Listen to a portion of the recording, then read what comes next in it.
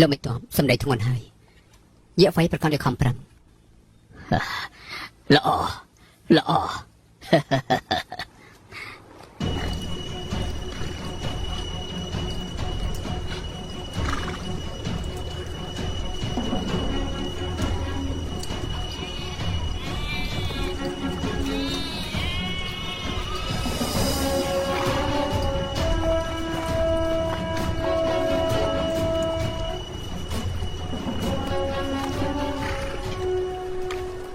ឈិញគក់របស់មហាលឺត្រូវបានយើងមិនដេញជួបព្រៃរាប់ខែហើយក្នុងចន្លងភ្នំគ្រោះថ្នាក់ពីបាននឹងវាយលុកណាទើបយើងមិនអាចចូលទៅបានទេ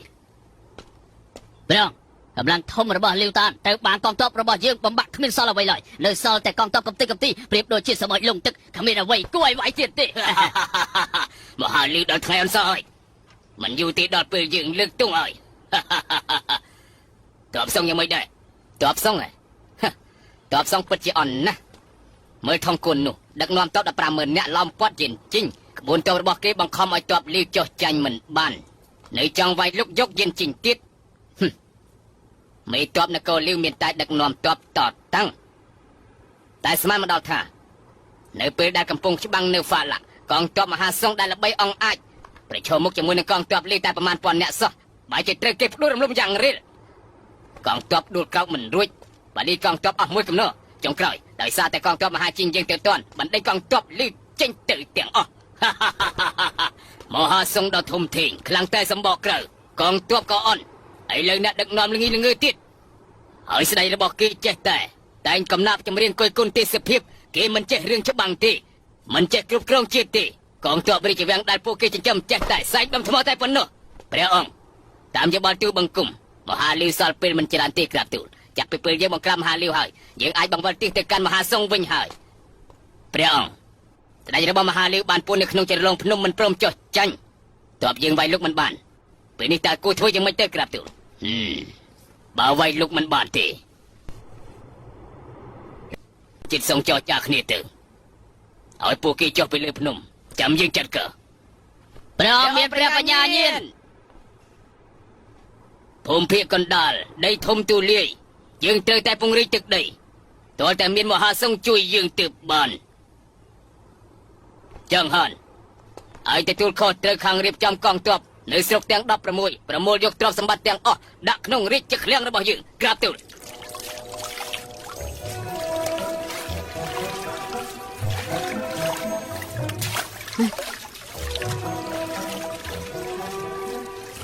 ខ្ញុំជួយអើមិនអីទេណែរសាត់ណាស់បងតែមកហើយរសាប់ណាស់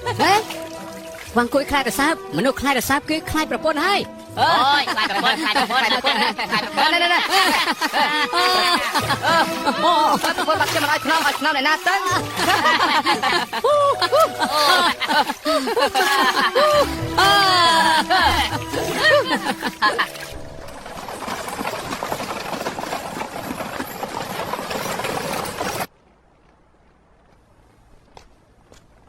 អាយ៉ាតើខ្យល់អីបាក់លោកម្ចាស់ហានមកដល់ទីនេះលោកមិនទប់លាវថ្ងាសរបស់លោកអូមិនអីទេសុំជឿខ្យល់អីគឺខ្យល់កំណាចតើពិបាករឿងអីលោកអបរាជឲ្យខ្ញុំទៅណានជីងដើម្បីពិគ្រោះជាមួយនឹងវាងប៉យីនអញ្ចឹងហ៎និយាយរឿងតបលាវត្រូវហើយជនជាតិជីងចង់ឲ្យយើងចេញមុខបញ្ចូលស្ដេចធានជួឲ្យចុះចាញ់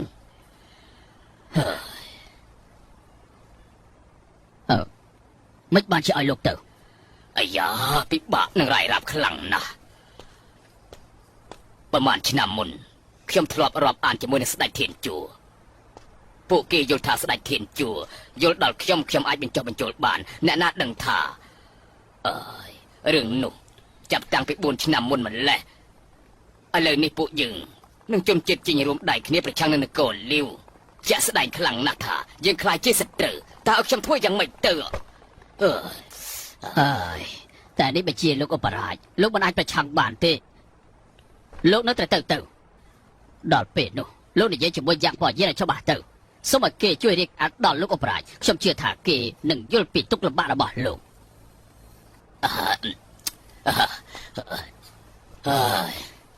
សង្ឃឹមថាចឹងចុះលោកមេតបខ្ញុំមកនេះមានរឿងមួយទៀតចង់ពឹងពាក់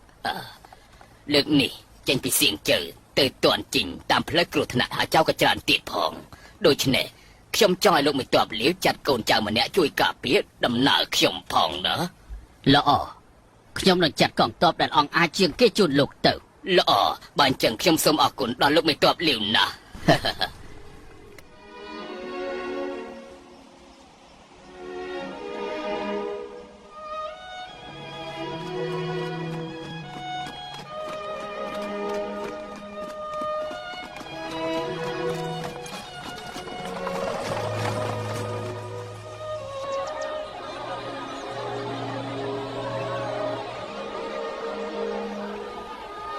សៀវអើ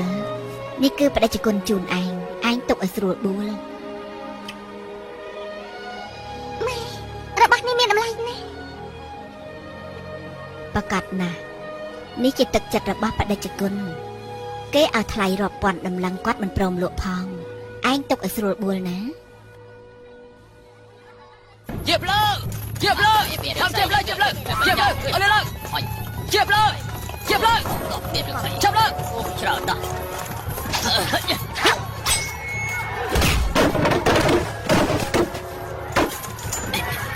ចាប់លើ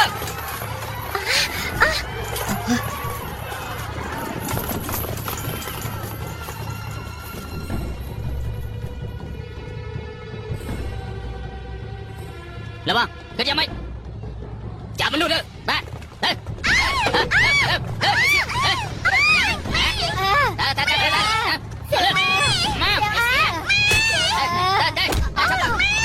ល្បងយកខាងនេះដល់កំណើតសៀប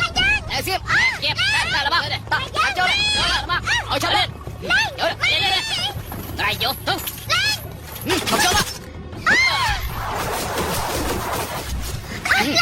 សៀបលោករើឲ្យស្ងៀម ជាបដរាកងកាប់សម្លាប់គ្នាអីអ្នកបូតាសាអូយ ខ្លាខ្មុំឯងកិច្ចមិនរួចទេឆាប់ចុះចាញ់ភ្លាមទៅយើងនឹងទុកជីវិតឲ្យឯងលោកម្ចាស់ហានខាងក្នុងមិនដឹងជាមានរឿងអីទេ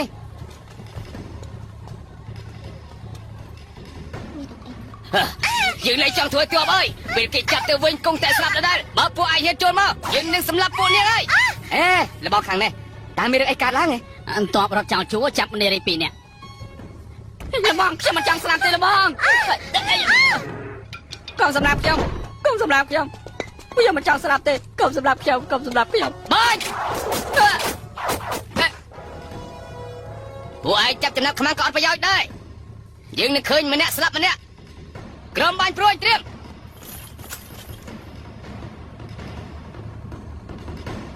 ហេល្បងអ្នកបាញ់ព្រួយច្រើនណាស់គិតយ៉ាងម៉េចទៅ កុំលូនលាស់ទៅមើល ល្បងគិតយ៉ាងម៉េចទៅល្បងជាសម្រាប់ចិត្តល្បងចាប់រំជោបាយទៅល្បងហើយពួកយើងគិតធ្វើយ៉ាងម៉េចហើយពួកនេះហើយឈប់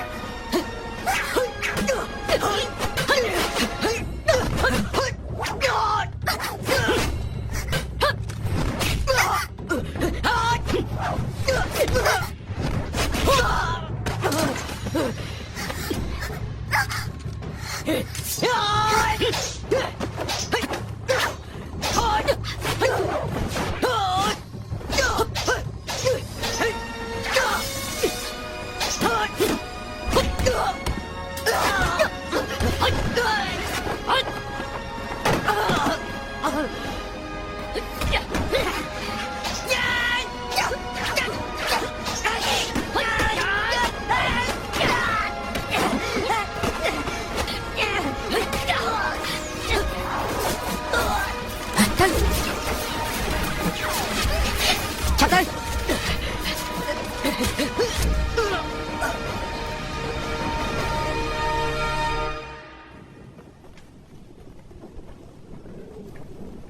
មានរឿងអាក្រក់អញ្ចឹងផងណា លោកម្ចាស់ខ្ញុំមកស៊ើបរួចហើយកងទ័ពរត់ចោលជួរទាំងនេះសាំងអំពើអាក្រក់ច្រើនណាស់ហើយសាលាស្រុកដោយសារតែកំសាទើបបើកភ្នែកម្ខាងបិទភ្នែកម្ខាងលោកម្ចាស់ហានរកយុទ្ធធម៌ឲ្យម្ដាយនៅនាងលីផង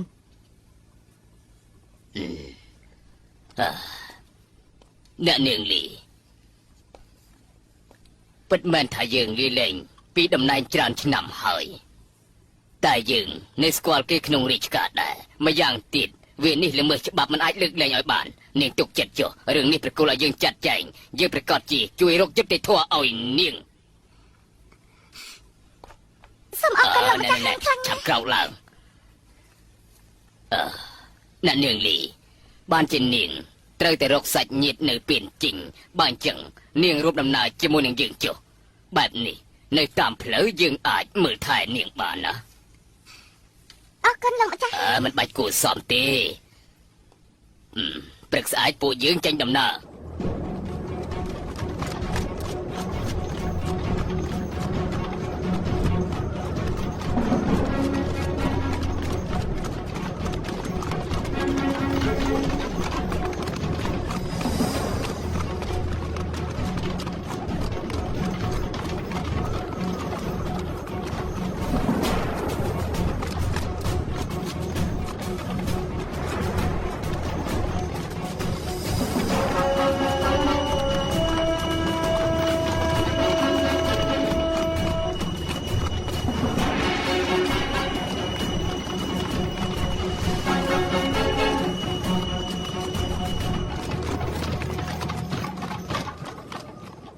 បងគួយ លបង មេចិត្តងឹតហើយឯងបោះជំរំជាមួយលោកម្ចាស់ហានចុះខ្ញុំទៅមើលផ្លូវនៅខាងមុខ លបងប្រយ័ត្នប្រយែងផងណា ចាចាទៅ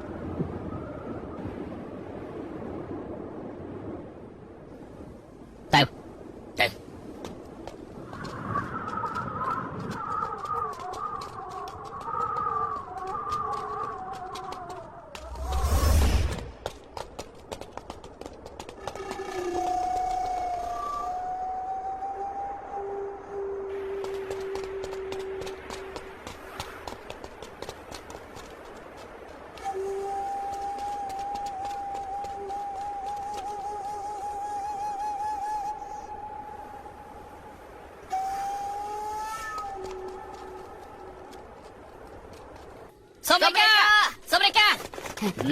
លបង ល្បងខ្ញុំមកស៊ើបរួចហើយពួកវាមានគ្នា11នាក់48ក្បាលប្រទេស3ចាត់ការទៅ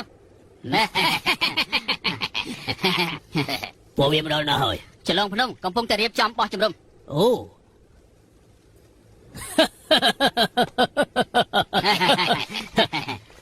ជាលងភ្នំពួកវាពូកែរកន្លែងមែនហ៎ដឹងថាផ្លូវឡើងភ្នំពួកយើងពិបាកវាយលុក ល្បងយកនេះតាយើងចូលឬក៏មិនចូល កុំទៅកុហលសាច់មកដល់មាត់ហើយវារត់មិនរួចទេ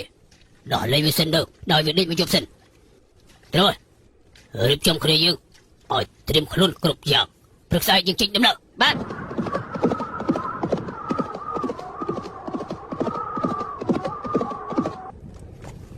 លោកម្ចាស់ លបងមកវិញហើយ លោកម្ចាស់ហាន យ៉ាងមិនហើយមិនអីទេ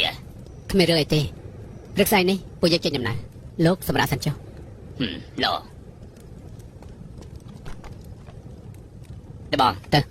យ៉ាងមិនហើយលបងតើលបងបានស៊ើបដឹងរឿងអីខ្លះ និយាយទៅ នៅខាងមុខនោះមានចောင်းព្រៃ មានចៅព្រៃផ្លូវឆ្លងកាត់ទីនេះមានតែមួយគត់ពួកវាមានគ្នាច្រើនទេ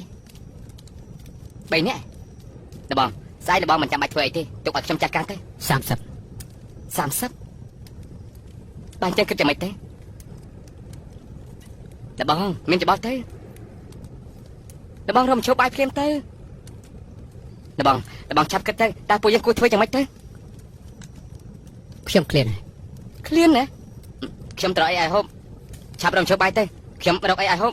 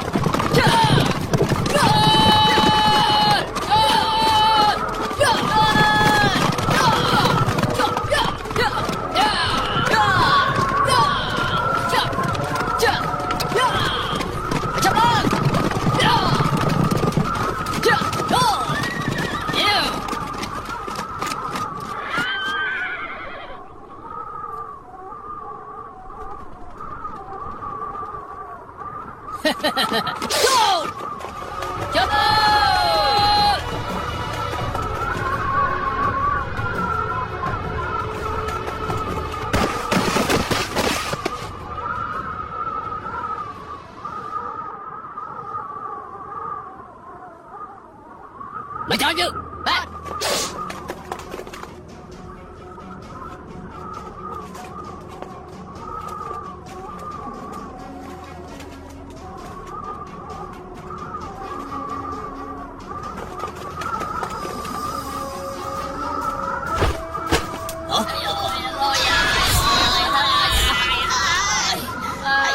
យើងគឺអ្នកចម្បាំងយើហ្វៃទទួលបញ្ជាពីរាជការជួយដំណើរលោកម្ចាស់ហានសូមបើកផ្លូវផង បើមិនទុកទ្រព្យសម្បត្តិទេកុំសឹកថាបានទៅ